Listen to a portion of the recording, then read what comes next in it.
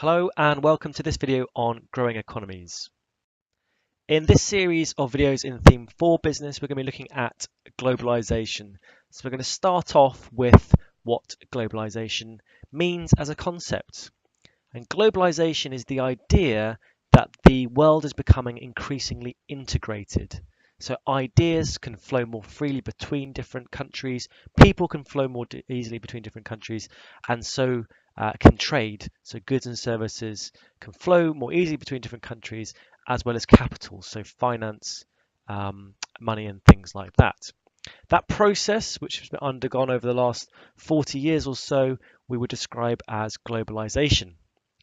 From a business's perspective, the process of globalization has allowed businesses to produce goods or services pretty much anywhere in the world using raw materials, components, capital, and technology from anywhere, and sell the resulting output anywhere, and then place the profits anywhere. So it's the idea that the world is becoming increasingly like a single economy, and these big global businesses can base their production anywhere, sell their products anywhere, and then move the profits anywhere. This is what we would describe as being a globalized world. So globalization has created significant opportunities for businesses to sell their goods and services overseas. However, at the same time, it's also led to significant increases in global competition and some risks. And that's what we're going to look at in these series of videos. So to start off with, in this first video, we're going to look at what is meant by emerging economies and how their economic performance compares with the UK. And then we're going to look at the implications of growing economies for individuals and for businesses. So let's start off by looking at different types of economy, and we're going to start with what a developed economy is. Now, a developed economy is a country that we would normally describe as having a high level of income per person, a high level of per capita income, or gross domestic product, which we learned about in theme 2. We would describe these countries as being industrialized. So they have gone through a process where their economies have moved from primary sector types of products, so commodities, raw materials, and now are more based on manufacturing and more latterly services, tertiary sector, things like banking and insurance and marketing and so on. We would describe them as having a good general standard of living. We would say that they have effective infrastructure. So these places work in terms of transports, networks and healthcare and clean water and things like that. And then we might also look at them in terms of non-economic factors such as good levels of education, literacy and health. By contrast, we group some economies as being emerging economies. And what do we mean by that? Well, we would describe emerging economies as being economies in the process of rapid growth, so catching up the developed economies, and going through a process of industrialization, moving more away from primary sector and towards secondary and some even towards tertiary sector industries. So emerging economies are economies that are making a transition, and they're going through a period of rapid industrialization. They have the potential to become developed economies, but maybe are not quite there yet. Importantly, they've got faster long-term economic growth than most developed countries, although many inhabitants are still in poverty, although that is increasingly less the case.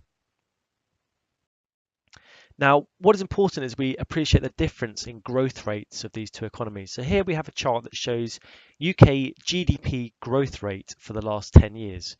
And what we can see is that GDP, the value of what's produced within the UK economy, has been growing kind of on average maybe by 0.5%, 0.5% per year over a significant period of time. Here, obviously, we have the recession caused by the financial crisis, but a long-term trend average would be about 0.5% UK GDP growth. So how does that compare with the growth rates of emerging economies? Well, here we're looking at the same data, but the green line shows us the rates of growth for emerging and developing economies. And what we can see is the long-term trend is around 5%. So what this is telling us is they've got a much faster, much higher rate of economic growth. The level of output within these economies is growing much more significantly and has been doing for the past 10 years. And so this will have implications for how their economy is performing and also for businesses choosing where to locate and the process of globalization. Now, a group of emerging economies that we need to know about are called the BRICS economies. And BRICS is an acronym that stands for Brazil, Russia, India, China, and South Africa. And this group of countries are particularly significant for the global economy as they account for a large number of people, resources, and GDP throughout the world. To back that up, some stats here. These countries combined account for 42% of the world's population, so a very large amount of the potential workers and consumers. Nearly a quarter, or just over a quarter, of the world's land territory, so accounting again for a large amount of the resources available in the world. And again, slightly over a quarter of the world's total GDP, and this number has been rising significantly over the last decade. So these are very significant players in the global market. They're growing very quickly, they're very large, and so very important for businesses to consider this group of countries.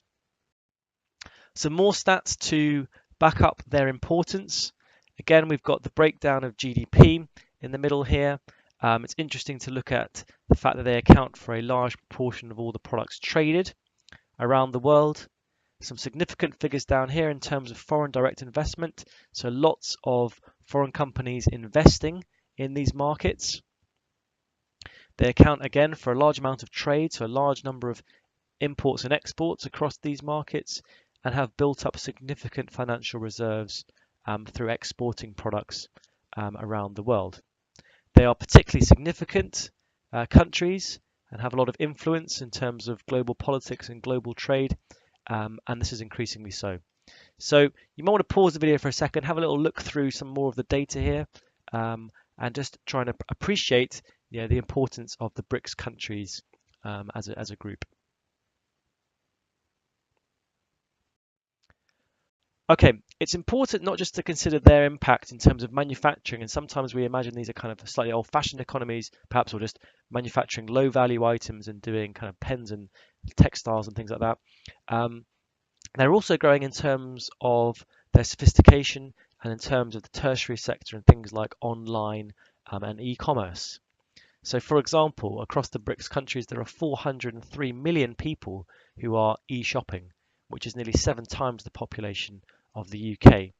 There is a very significant amount of e-commerce going on across these economies. So they are developing rapidly and becoming more industrialized. Not only that, but also moving into kind of more technology-based areas as well. So again, you might want to pause this chart, possibly print it out, but again, try and get again an appreciation of the fact that these economies are becoming particularly relevant in terms of e-commerce as well as just manufacturing. A second group of emerging economies that we should be familiar with are known as the MINT economies, and here MINT stands for Mexico, Indonesia, Nigeria, and Turkey. And the MINT economies are considered to be the second kind of tier or the second wave of emerging economies that are going to be significant and very important for the global economy. If we look at GDP in 2012, we can see that Mexico 14th, Indonesia 16th, Turkey 17th, Nigeria 39th, the largest economies. Why they're so important is that in terms of estimated GDP by 2050, all these countries will have moved into the top 15. So there are a second wave of countries behind Brazil, Russia, India, China that are going to become increasingly important for the global economy. So we've got the BRICS and the MINT countries. Okay, so we've looked at emerging economies and how their economic performance compares with the UK. We're now going to look at the implications of these growing economies for individuals and particularly businesses. So these growing economies present many business opportunities. So for example, there's a growing number of educated middle-class consumers, and these types of consumers are particularly important because they have higher disposable income and are a significant driver of growing consumer spending. Demand is likely to be income elastic in these countries. As incomes rise, there is an even greater increase in demand for products, as it's maybe the first time they've had access to these products and the markets aren't saturated. Again, there is cultural shifts taking place within these economies, and this presents opportunities, maybe high demand for personalized products, personal care products, high demands for private education, high demands for healthcare treatments, and all of these present opportunities for businesses. Again, there's increased demand for infrastructure, new railways, ports, bridges, roads, broadband, and other products and services from developed economies that present opportunities for businesses in developed economies. Again, there's an opportunity here for businesses to use highly skilled but potentially lower cost labor within the emerging markets. So using the process of outsourcing, maybe hiring or paying a company in an emerging market to produce for you, or offshoring, maybe relocating your production facilities to another country where it is a lower cost labor, but still maybe have the same skill set. And finally, there is greater potential for joint ventures or for acquisitions of companies within these emerging markets and for those to be successful. So plenty of business opportunities from emerging markets. A particularly important one for potential markets is the growth of the global middle class. So there's been a real increase in middle class populations within countries like China and India. And that's important because as they move into the middle class, their consumption, their purchasing of goods and services increases dramatically. And if we look at kind of the current state of affairs, the majority of the world's middle class reside in Japan, United States, EU, kind of Western developed economies. If we fast forward 40, 50 years, or to 2050, the majority of the middle class consumers in the world will belong in China, India, and other Asian emerging economies. So it's important for businesses to consider that change in the demographic, or the change in the spending patterns around the world, and to potentially position themselves to take advantage of that within these markets. Some more opportunities.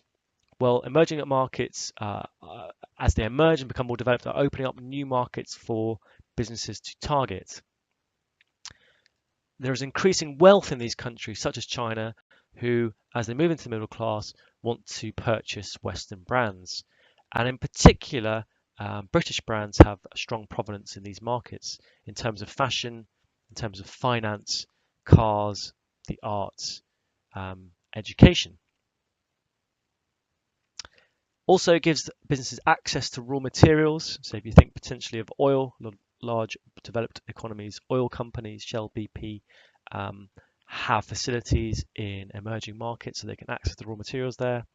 And again, there are greater investment opportunities as these countries emerge and they open up and become more part of the global economy. So what might be some of the threats from emerging markets?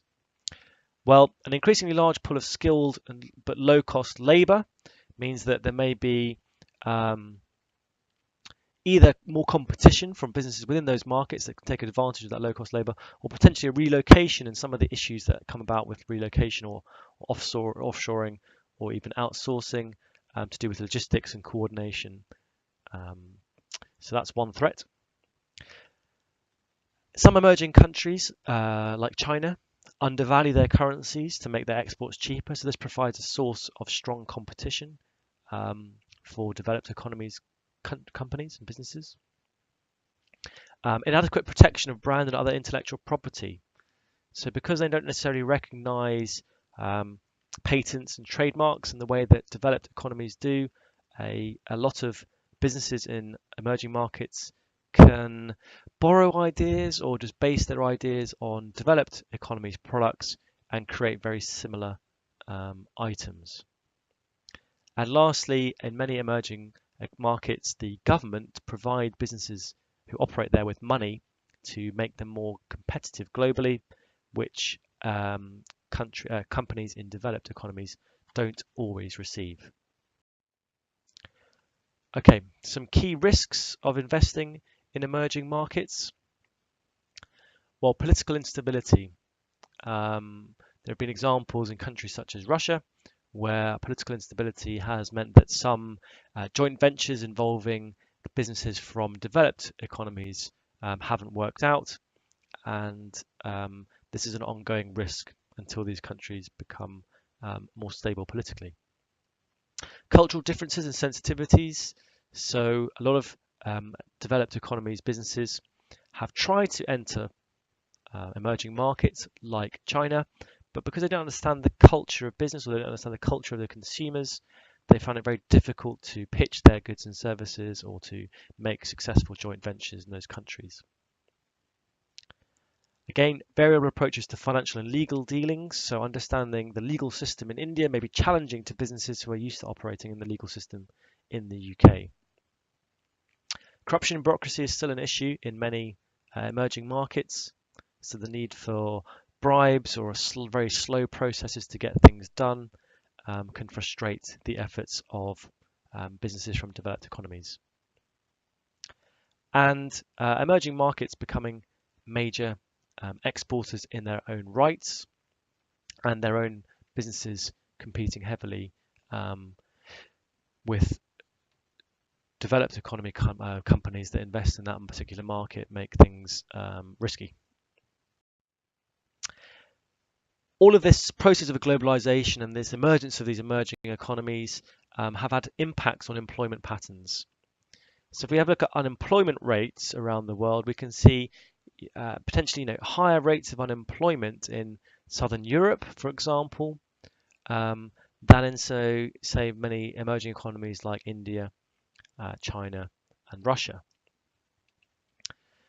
And so this relocation of employment that we've seen over the last decade has had an impact. Although it's not true of all industries, you would argue it's mainly been true of manufacturing rather than tertiary sector services. So businesses need to consider carefully the pros and cons of what this suggests. High unemployment in a particular area may suggest it's going to be cheaper to employ the workforce, but also if there's high unemployment in that area, it might also mean that there is low demand in that area. So businesses have to consider employment patterns and the changing rates of employment around the world when they're developing their strategies of where to base themselves and where to sell their products. So in this video, we've looked at emerging economies and their economic performance, and we've looked at the implication of these emerging and growing economies for individuals and businesses. That's it. Thanks very much.